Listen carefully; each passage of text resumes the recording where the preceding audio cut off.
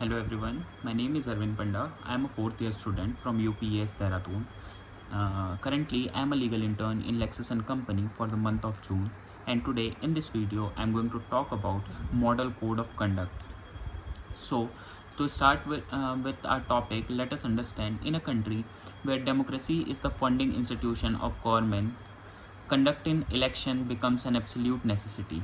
Election from the heart and soul of the democratic structure, representing the public voice and opinion. It is most powerful weapon resting in the hands of people, conferring them with the right to frame their opinion and voice them out by choosing a candidate matching their priorities idea. So now let us understand what code of conduct is. Model Code of Conduct is a non-statutory framework issued by the Election Commission ensuring free and fair election which is implied under Article 324 of the Indian Constitution. The code provides for a comprehensive set of guidelines and instructions monitoring the general conduct of the political parties and the contesting candidate. It regulates the functioning of all such meeting, campaigns, and procession performed by the contestant institution prior to election. It further monitors the process of election manifestation and propagation thereby, keeping a close watch on the political activities. The Election Commission ensure compliance with the code by securing a safe and just environment for the voters and preventing all such corruption include inducing activities. Despite its non-statutory nature, the code is subjected to strict implementation. The Commission is authorized to take appropriate measure in case of any deviance from the code. Now, let us talk about the applicability of the code. The code comes into being as soon as the Election Commission announces the date of the election. It continues to be effect until the process of election is completed. Its applicability extends throughout the territory of India during the time of general election and throughout the territory of state during the legislative assembly elections. However, in case of by-election, the applicability is reduced to that concerned constituency in which the election are taking place. Now, let us talk about the present day status of this code. The present form of this code is made up of 8 comprehensive parts. Part 1 regulates the general conduct and behavior of the political actors or the politicians, their workers, and their supporters. Subsequent part 2 and 3 determines the standard criteria for holding meetings and carrying out processions. Part 4 and 5 Part 4 and 5 regulate the polling booth activities of the political actors on the polling day.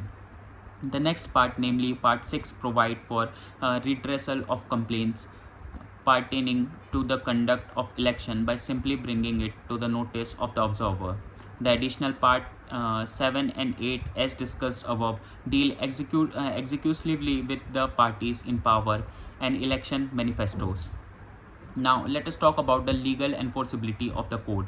The code, being non-statutory in nature, is not backed by legal sanction, despite the continuous effort of the Election Commission to bring Part 7 and 8 under the preview of statute. No positive law was passed to this effect. It was soon realized by the creators of the code that bringing the code under the supervision of judiciary would be crucial its efficacy. The judicial remedies would take a considerable amount of time, which would nullify the effect of the code. The essence of the code lies in quick decisions and spontaneous action, which would be absent in case of code is incorporated under a statute. This led to the withdrawal of proposal by the Commission. However, certain provisions of the code are enlisted as corrupt practices and electoral offences under the Representation of People's Act, and the Indian Penal Code also plays a vital part in this regard. Violating this provision attract punitive actions. For instance, bringing the voters an electoral offence and corrupt practice under Section 171B of IPC and Section 123(1) of the Representation of People, respectively. impersonating and intimidating voters, erasing communal sentiments to secure votes, aiding voters with conveyance and transportation facilities, and many such malpractices are too made offense under IPC. Now, let us come to the conclusion of today's video. With an evolution in the code, the election process has refined over time, from mere document to powerful authority regulating the conduct of political actor. The code has come a long way. Strict guidelines and stricter implementation have only added to the creditability of the code.